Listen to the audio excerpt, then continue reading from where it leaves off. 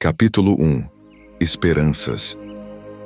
Ó minha esperança desde a minha juventude, onde estavas, ou a que lugar te havias retirado? Acaso não foste tu quem me criou, diferenciando-me dos animais, fazendo-me mais sábio que as aves do céu? Mas eu caminhava por trevas e resvaladouros, e te buscava fora de mim e não encontrava o Deus de meu coração. Caí nas profundezas do mar. Eu perdera a confiança e desesperava de encontrar a verdade. Minha mãe já viera a meu encontro, forte em sua piedade, seguindo-me por mar e por terra, confiando em ti em todos os perigos. Até na travessia do mar proceloso, ela encorajava os marinheiros, os que costumam animar os navegadores inexperientes quando se perturbam, garantindo-lhes que chegariam a salvo ao fim da viagem, porque assim lhe tinhas prometido em visão. Encontrou-me em grave perigo, já sem esperança de buscar a verdade. Contudo, quando lhe disse que já não era maniqueísta, sem ser ainda católico, não pulou de alegria, como quem ouve algo inesperado, pois já estava segura sobre aquele ponto de minha miséria, que a fazia chorar por mim como por um morto que haveria de ressuscitar. Oferecia-me continuamente a ti em pensamento como sobre um esquife, para que dissesses ao filho da viúva: jovem, eu te digo, levanta-te. E seu filho revivesse, e voltasse a falar, e o entregasses à sua mãe. Nem se abalou seu coração, com alegria exagerada ao ouvir quanto já se havia cumprido daquilo que com tantas lágrimas te suplicava todos os dias. Viu-me, se não na posse da verdade, já afastado do erro. E como estava certa de que me concederias o que faltava, pois lhe havias prometido a graça total, respondeu-me, com muita calma e com o coração cheio de confiança, que esperava, em Cristo, que antes de sair desta vida, me havia de ver católico fiel. Foi o que me disse: mas diante de ti, ó fonte das misericórdias, redobrava as súplicas e lágrimas, para que apressasses teu auxílio e aclarasses minhas trevas. Ia com maior solicitude à igreja para ficar suspensa dos lábios de Ambrósio, como da fonte de água viva, que jorra para a vida eterna. Minha mãe amava este varão como a um anjo de Deus, pois sabia que fora ele quem me fizera mergulhar naquela dúvida, pela qual antevia, segura, que eu haveria de passar da enfermidade pela saúde, depois de um perigo mais grave, que os médicos chamam de crítico. Capítulo 2. Obediência de Mônica. Assim, um dia, como costumava na África, levou papas, pão e vinho puro à sepultura dos mártires, mas o porteiro não quis permitir suas ofertas. Quando soube que essa proibição vinha do bispo, resignou-se tão piedosamente e obedientemente, que eu mesmo me admirei de quão facilmente passasse a condenar o hábito, e não a criticar a proibição de Ambrósio. É que seu espírito não era dominado pela embriaguez, nem o amor do vinho a incitava ao ódio da verdade, como acontece a muitos homens e mulheres, que ao ouvir o cântico da sobriedade, sentem a mesma repulsa que os ébrios diante de um copo d'água. Mas ela, ao trazer as cestas com as oferendas usuais para serem provadas e repartidas, não bebia mais que um pequeno copo de vinho, temperado segundo seu paladar bastante sóbrio e condizente com sua dignidade. E se eram muitos os sepulcros que devia honrar desse modo, levava sempre o mesmo copo, usando-o para todos, de modo que o vinho não só estava muito aguado, mas até quente. Dividia-o em pequenos tragos com as pessoas presentes, porque buscava a piedade, e não o prazer. Tão logo, porém, soube que o ilustre pregador e mestre à verdade proibira tal costume, mesmo para os que o praticavam sobriamente, para não dar aos ébrios azo de se embriagarem, e porque essa espécie de parentales, festas pagãs que se celebravam de 13 a 21 de fevereiro, consagradas especialmente aos deuses lares, era muito semelhante à superstição dos pagãos. Ela se absteve, de muito boa vontade, no lugar da cesta cheia de frutos da terra. Aprendeu a levar ao túmulo dos mártires um coração cheio de puros desejos, dando o que podia aos pobres. Celebrava assim a comunhão com o corpo do Senhor, cuja paixão serviu de modelo aos mártires em seu sacrifício e coroação.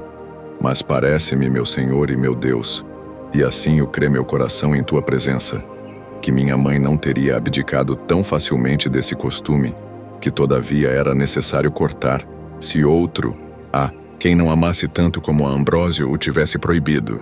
De fato, ela o estimava muito por ter me salvado, e ele a tinha em grande estima pela religiosidade e solicitude com que frequentava a igreja, na prática das boas obras. Por isso, muitas vezes, quando me encontrava com ele, irrompia em louvores a minha mãe, e me felicitava por ser seu filho.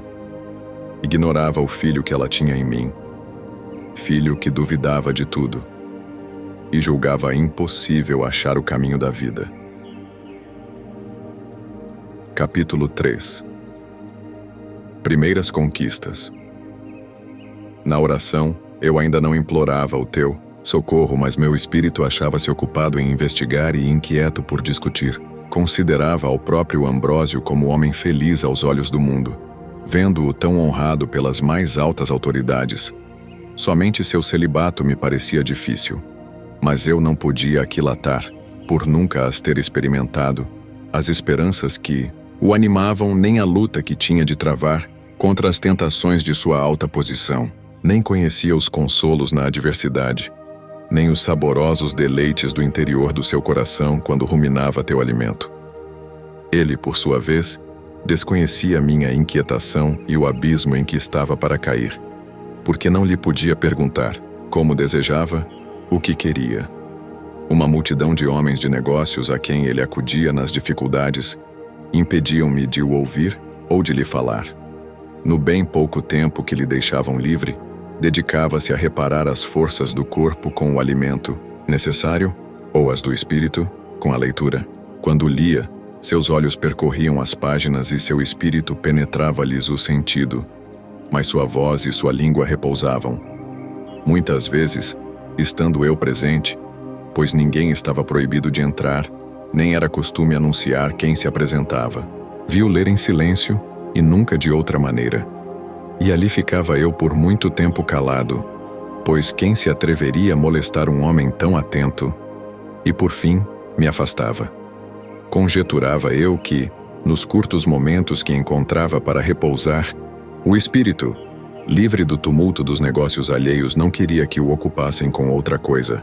Lia em silêncio. Era comum naqueles tempos ler em voz alta, tanto pela dificuldade dos textos como pela escassez dos livros, muitas vezes lidos em comum. Talvez para evitar que algum ouvinte, suspenso e atento à leitura, encontrando alguma passagem obscura, pedisse explicações ou o obrigasse a dissertar sobre questões difíceis. Gastaria o tempo em tais coisas, e impedido de ler todos os livros que desejava, embora fosse mais provável que lesse em silêncio para poupar a voz, que facilmente lhe enrouquecia. Em todo caso, qualquer que fosse sua intenção, só poderia ser boa em um homem como ele. O certo é que não se apresentava nenhum ensejo para interrogar a teu santo oráculo que habitava em seu coração sobre o que desejava, exceto quando lhe ouvia uma breve resposta. E minhas inquietudes pediam muito tempo e vagar para consultá-lo, o que nunca encontrava. Ouvia-o, é certo, explicar perfeitamente ao povo a palavra da verdade todos os domingos, persuadindo-me sempre mais de que podiam ser desatados todos os nós das calúnias sagazes que aqueles que me enganavam teciam contra os livros sagrados. Logo, verifiquei que vossos filhos espirituais, a quem regeneraste no seio da Santa Mãe, a Igreja, não interpretavam aquelas palavras. Fizeste o homem à sua imagem, de modo a acreditar que estavas encerrado na forma do corpo humano.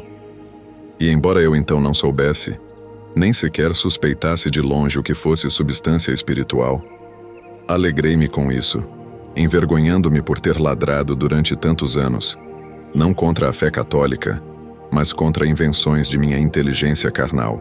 Tinha sido ímpio e temerário por criticar uma doutrina que eu deveria ter antes procurado conhecer. Mas tu, que estás ao mesmo tempo tão alto e tão perto de nós, tão escondido e tão presente, tu que não tens membros maiores nem menores, que estás inteiro em toda parte sem estar todo em nenhum lugar, certamente não tens nossa forma corpórea. Contudo, fizeste o homem à tua imagem, e eis que ele, da cabeça aos pés, é limitado pelo espaço. Capítulo 4. O espírito da letra. Não compreendendo como poderia se espelhar esta tua imagem ao homem, eu deveria bater à porta, perguntando-te de que modo deveria entender essa crença, em lugar de me opor insolentemente, como se ela fosse o que eu imaginava. E assim, tanto mais fortemente me rói ao coração o desejo de ter alguma certeza, quanto mais me envergonhava de ter sido o joguete dos que me haviam prometido a certeza, e por ter defendido com pueril empenho e animosidade tantas coisas duvidosas, como sendo verdadeiras. Depois vi a razão por que eram falsas, mas já estava então certo de que elas eram duvidosas, embora as tivesse julgado irrefutáveis por algum tempo, quando com minhas cegas discussões combatia tua Igreja Católica.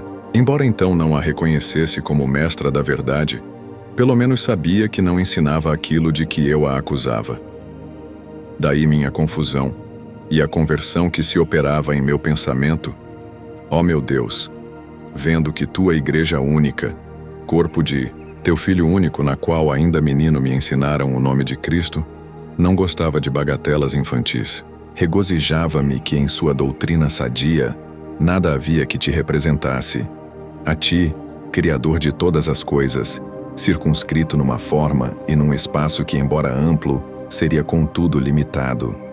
Também me alegrava de que as antigas escrituras da lei e os profetas já não me fossem propostas na interpretação anterior, em que me pareciam absurdas, quando eu acusava teus santos de pensamentos que nunca haviam tido. Alegrava-me ouvir a Ambrósio dizer muitas vezes em seus sermões ao povo, recomendando com muito zelo a verdade: a letra mata e o espírito vivifica.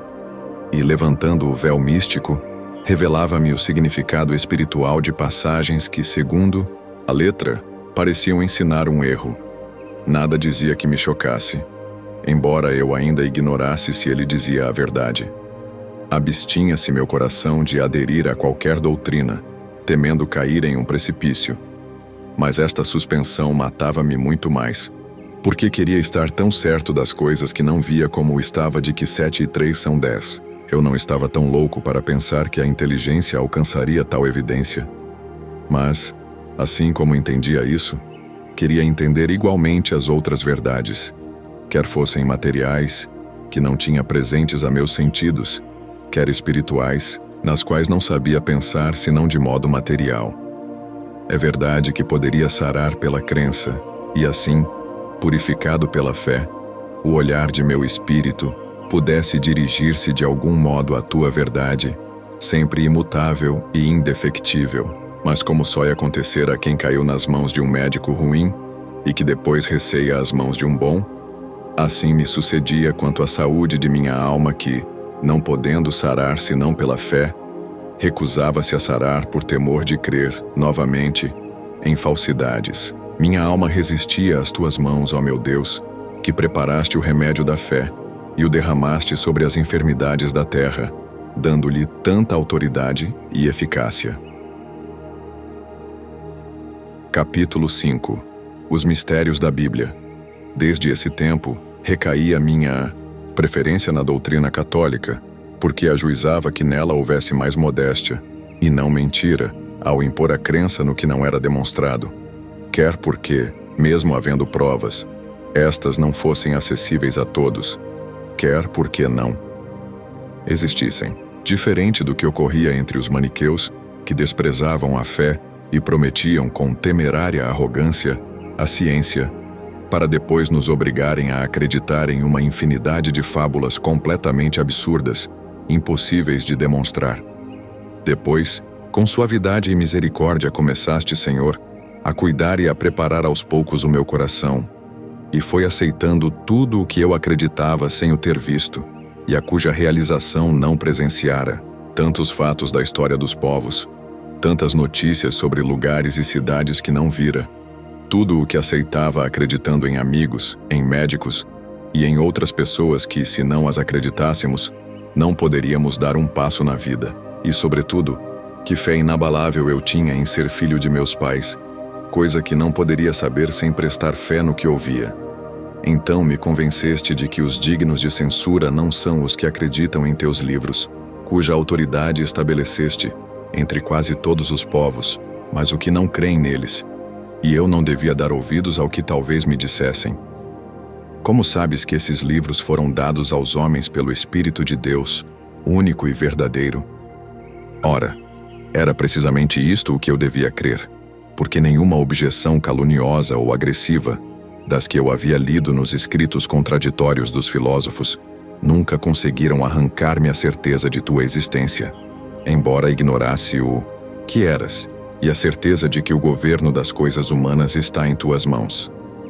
Eu acreditava nisso, ora mais fortemente, ora mais frouxamente, mas em tua existência, e que cuidava do gênero humano, sempre acreditei, embora ignorasse a natureza, ou qual o caminho que nos conduz ou reconduz a ti.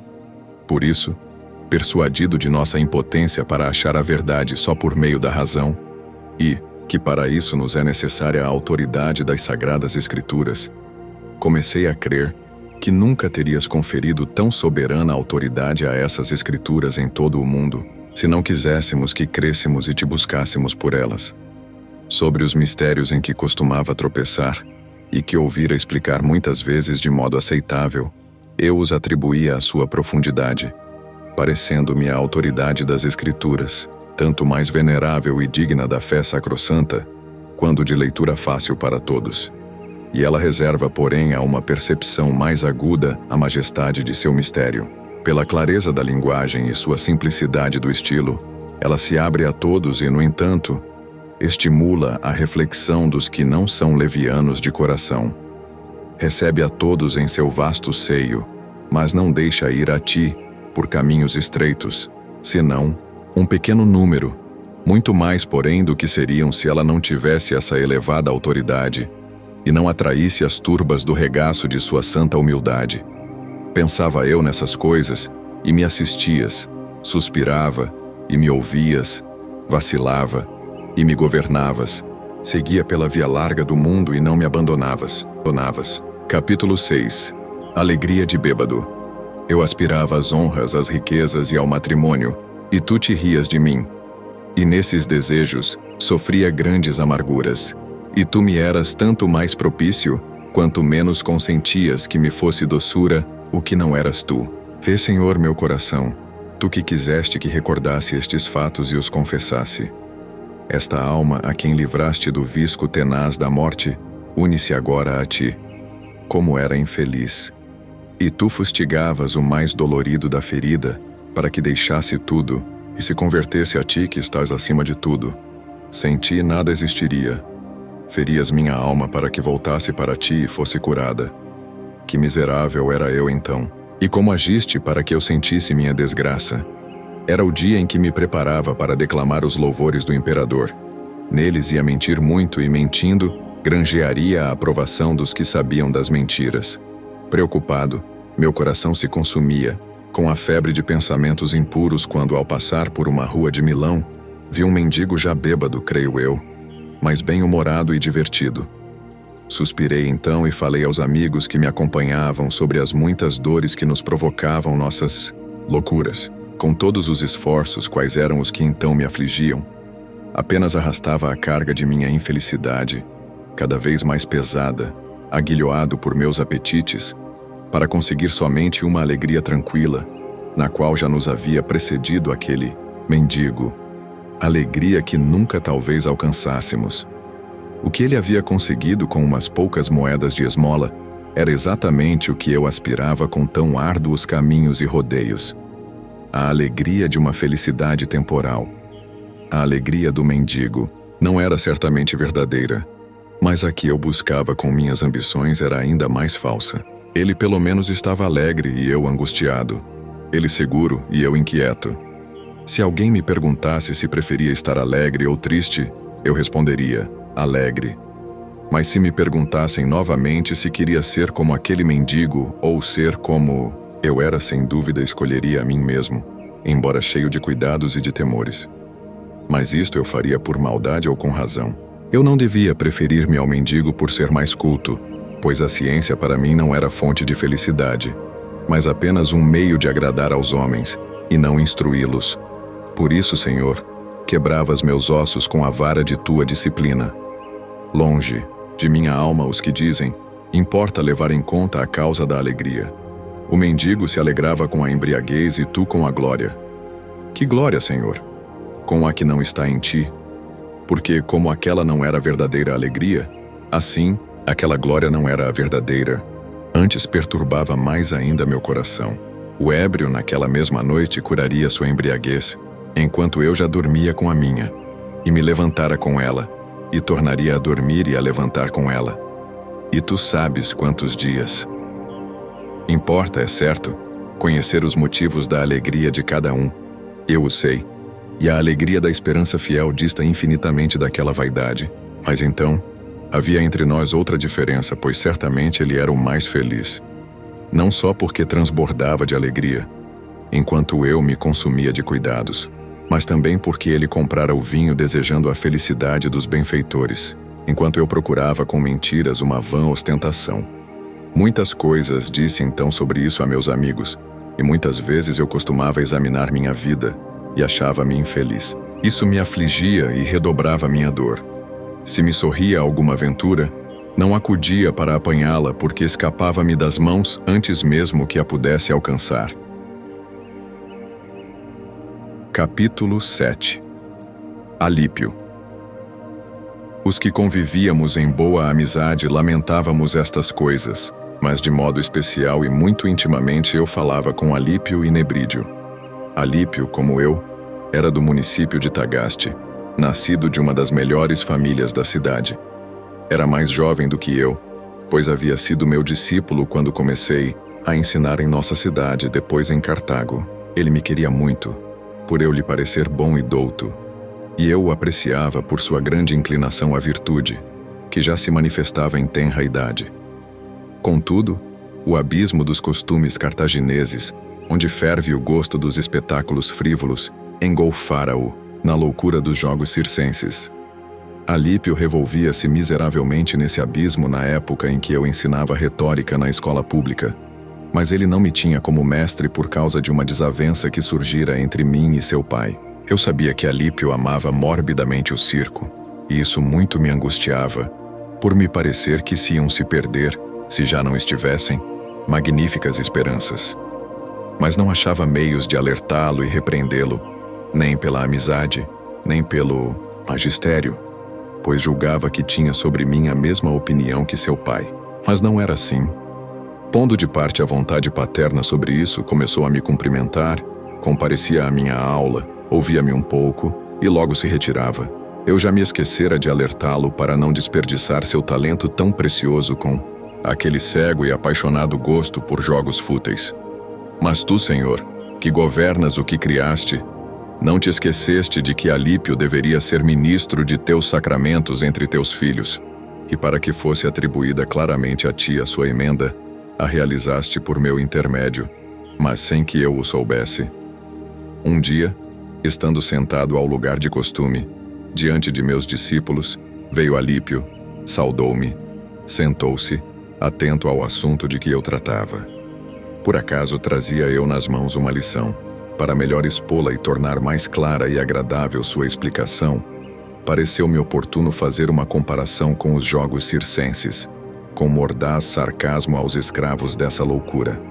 Mas tu sabes, Senhor, que então não pensei em curar Alípio dessa peste. Todavia, tomou para si minhas palavras, acreditando que eu só dissera por sua causa. Qualquer outro tomaria isso com desgosto, mas ele, jovem virtuoso, tomou-o como causa para censurar a si próprio, e para me estimar ainda mais.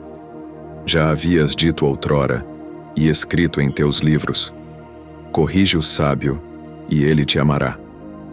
Eu não o repreenderia, mas tu, servindo-te de todos, quer eles o saibam ou quer não, de acordo com a justa ordem que conheces, fizeste de meu coração e de minha língua carvões abrasadores, para cauterizar e curar aquela alma tão promissora, mas pervertida.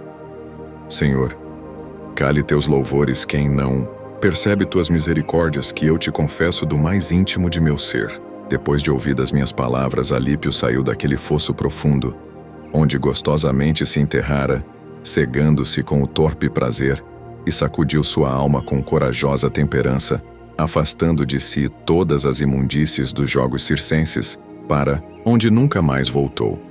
Depois venceu a resistência paterna para me escolher como mestre, e seu pai cedeu e consentiu.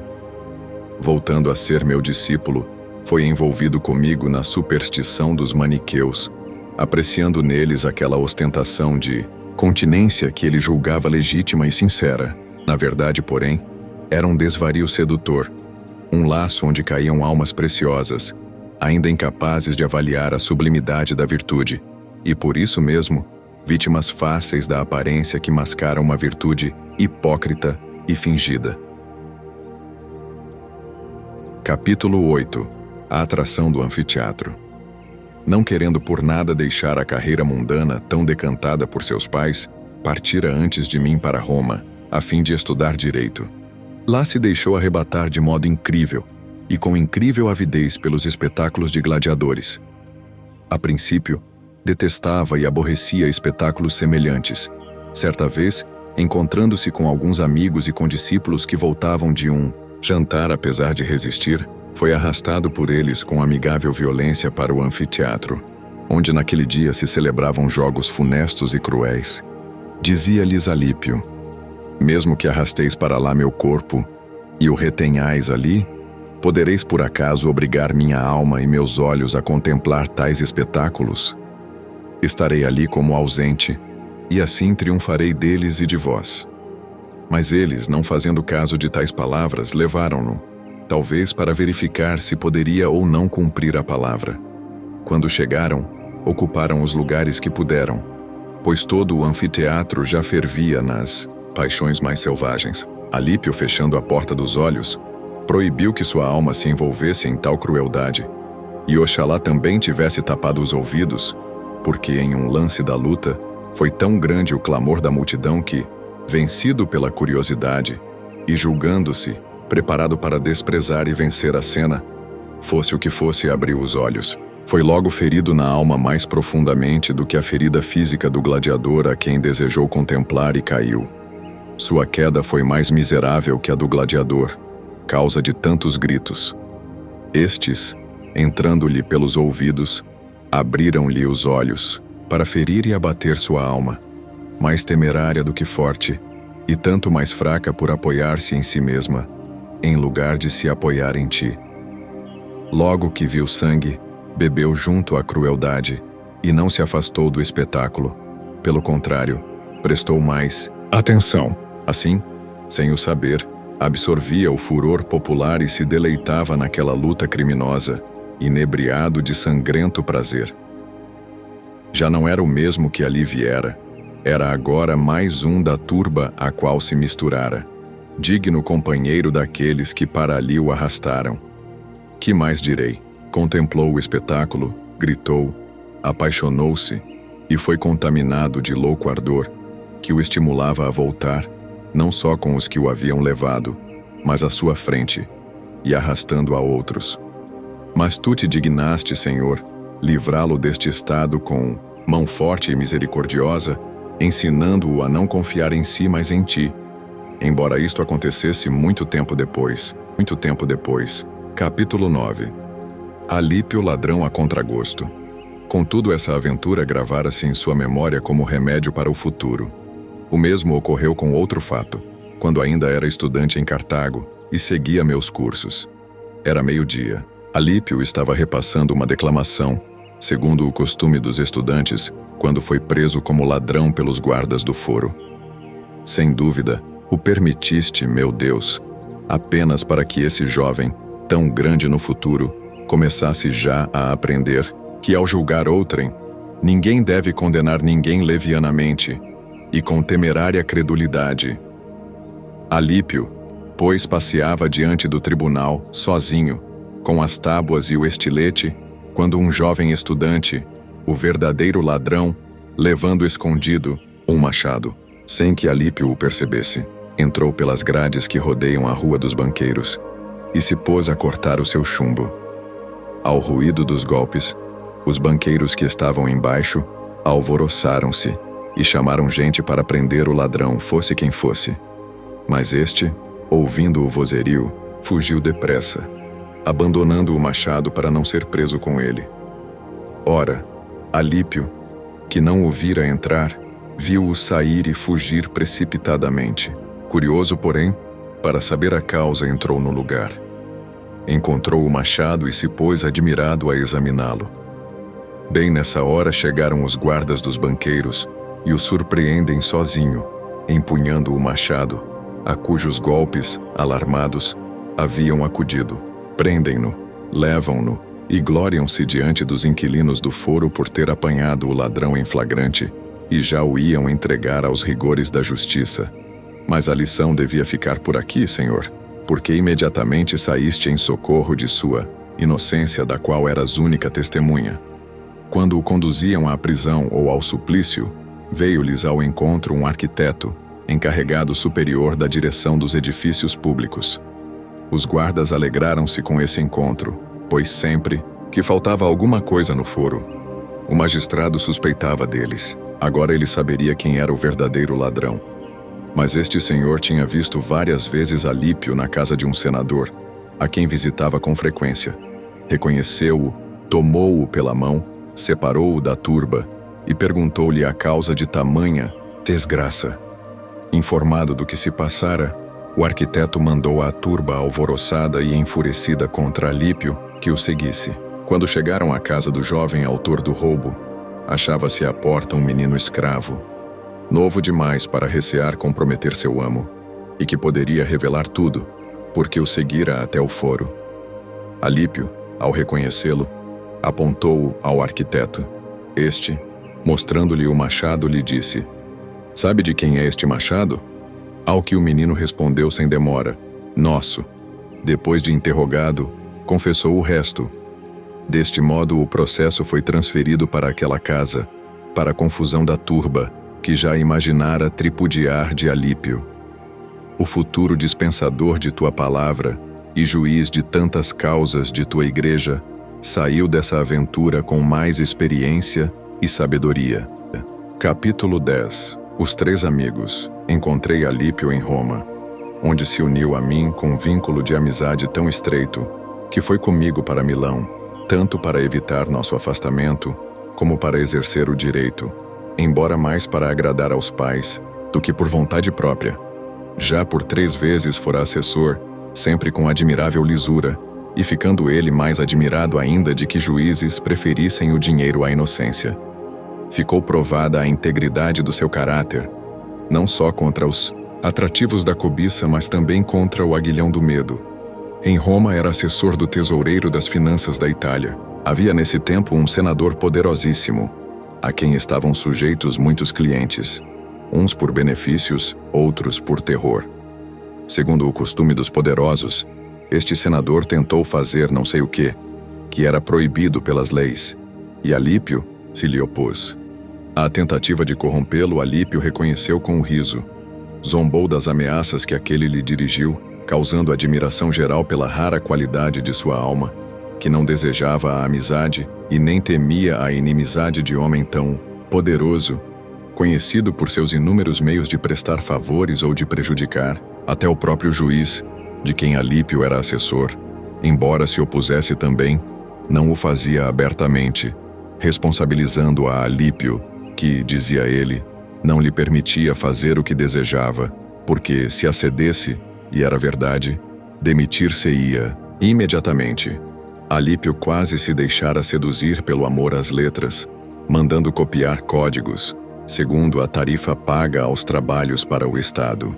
Porém, consultando a justiça, inclinou-se pelo melhor, preferindo a integridade que lhe proibia esta ação ao poder que lhe a permitia. Isso é fato pequeno, mas o que é fiel no pouco, também o é no muito, e de modo nenhum podem ser vãs aquelas palavras saídas da boca de tua verdade. Se não fordes fiéis nas riquezas injustas, quem vos confiará as verdadeiras? E se nas alheias não fordes fiéis, quem vos dará o que é vosso?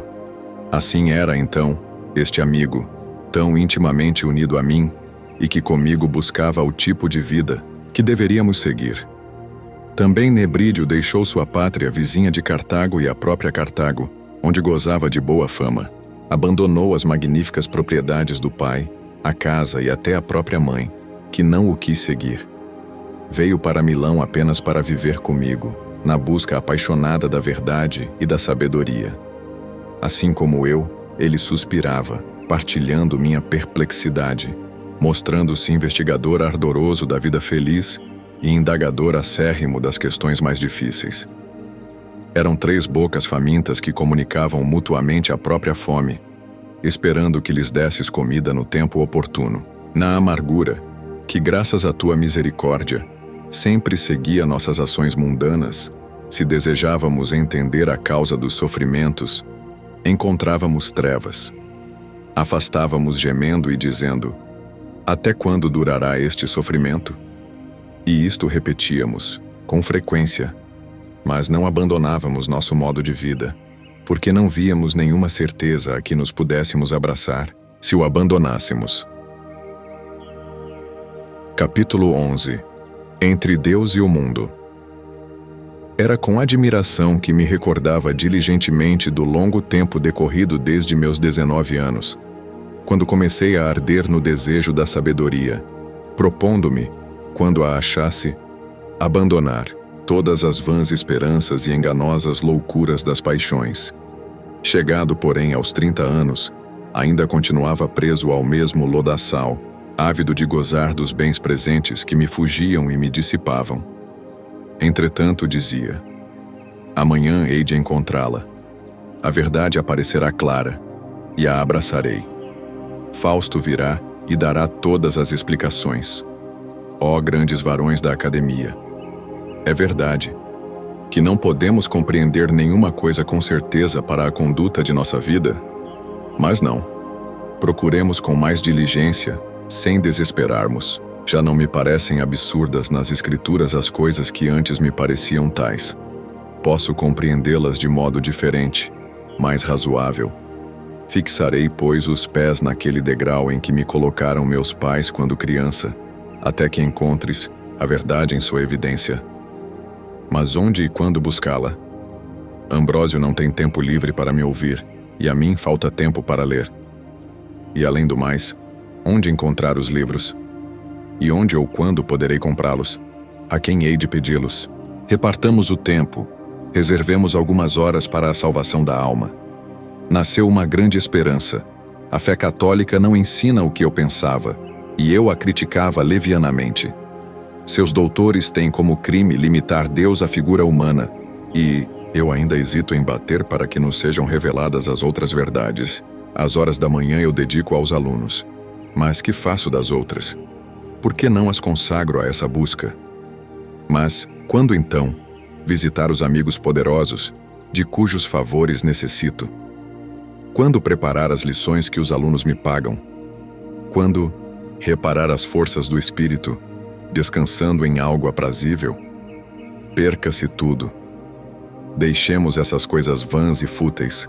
Entreguemo-nos por completo à busca da verdade.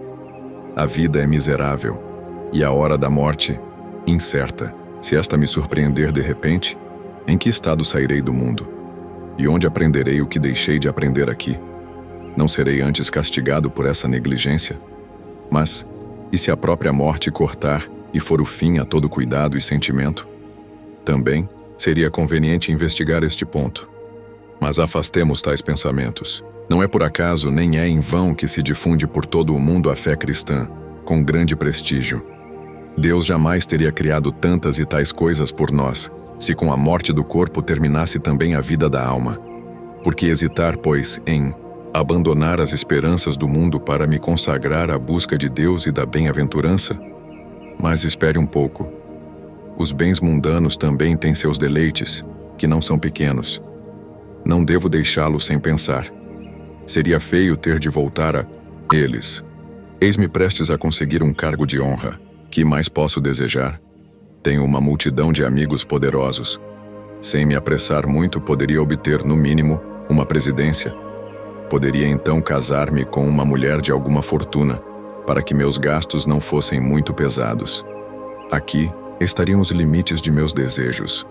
Muitos homens grandes e dignos de imitação, apesar de casados, dedicaram-se ao estudo da sabedoria.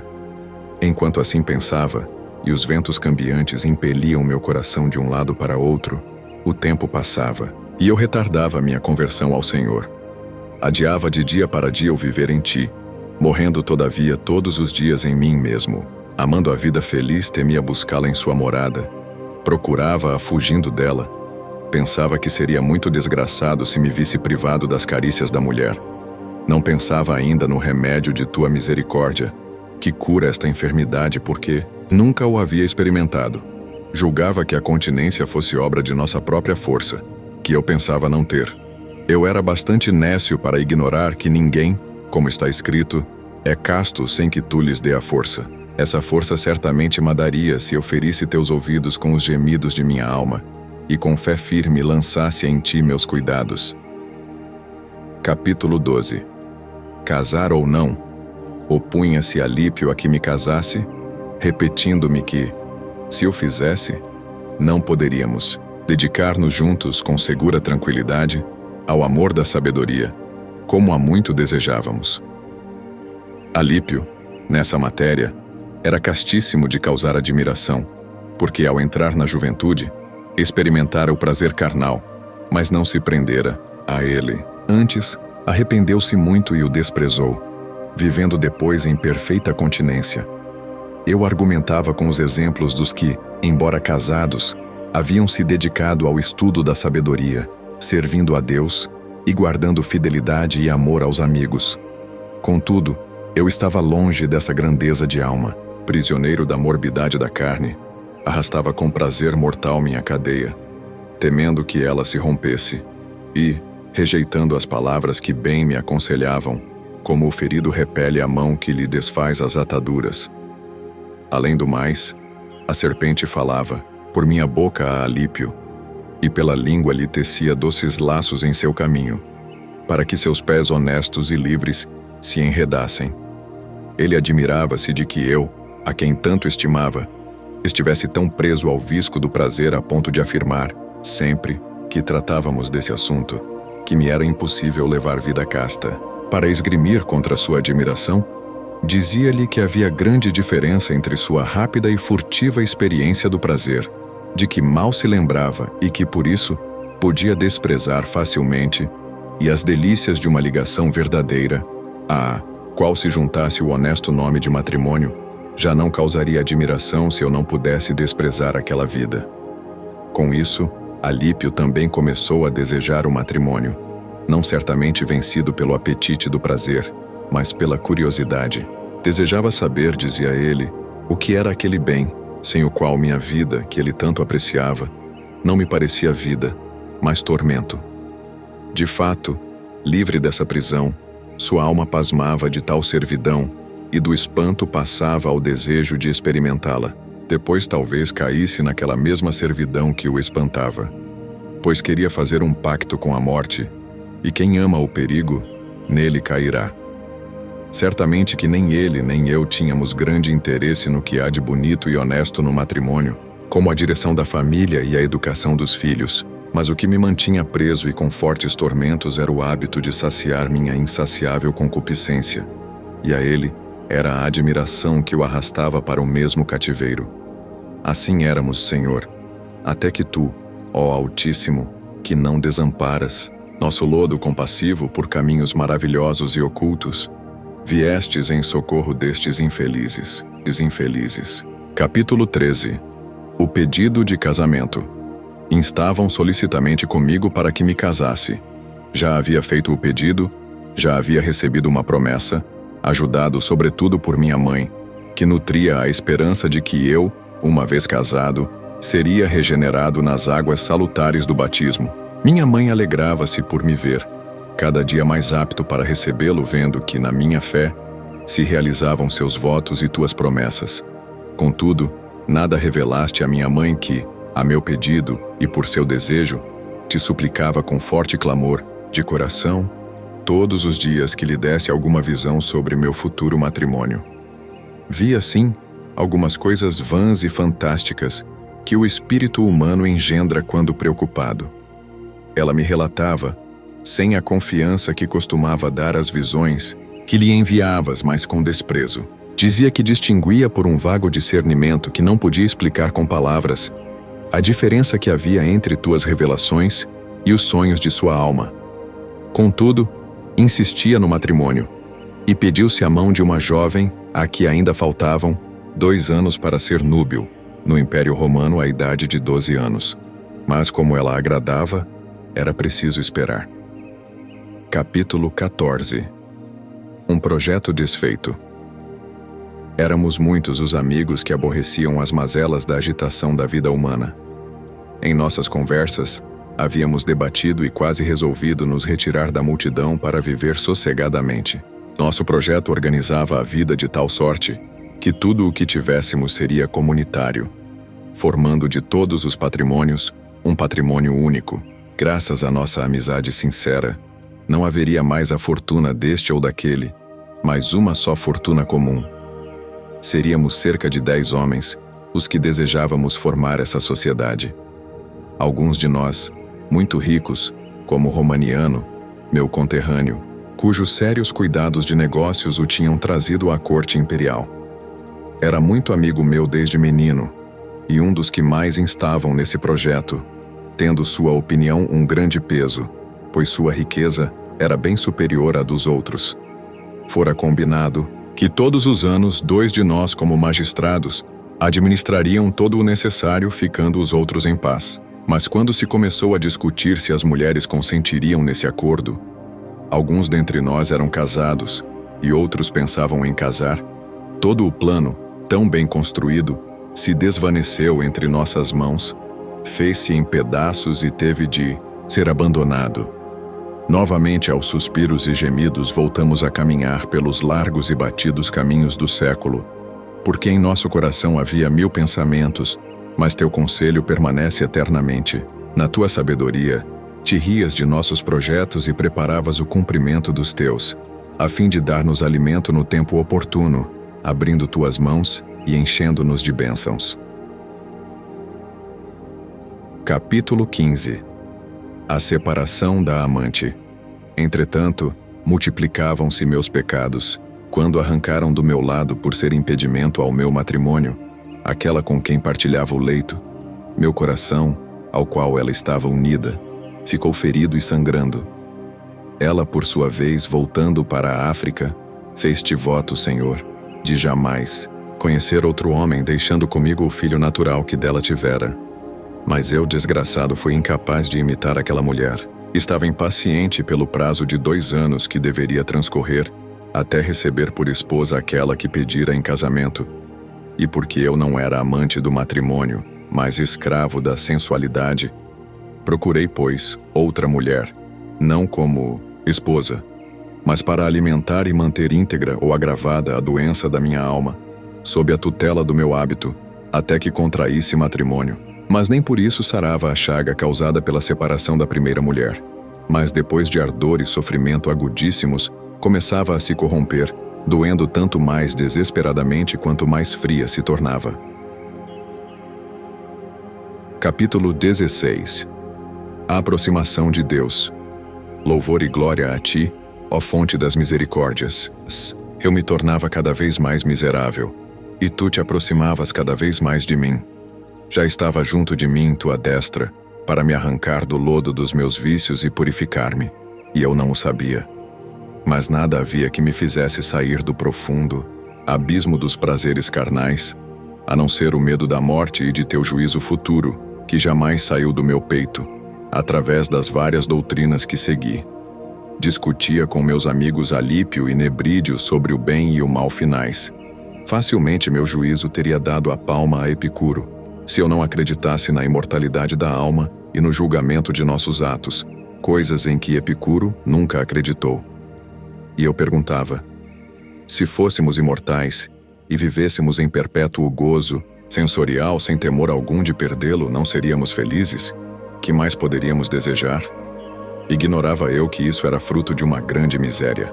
Não podia, tão imerso no vício e cego como estava, imaginar a luz da virtude e uma beleza invisível aos olhos da carne, e somente visível das profundezas da alma. na minha miséria, não indagava de que fonte provinha esse grande gosto em conversar com os amigos, por maior que fosse a abundância dos prazeres carnais.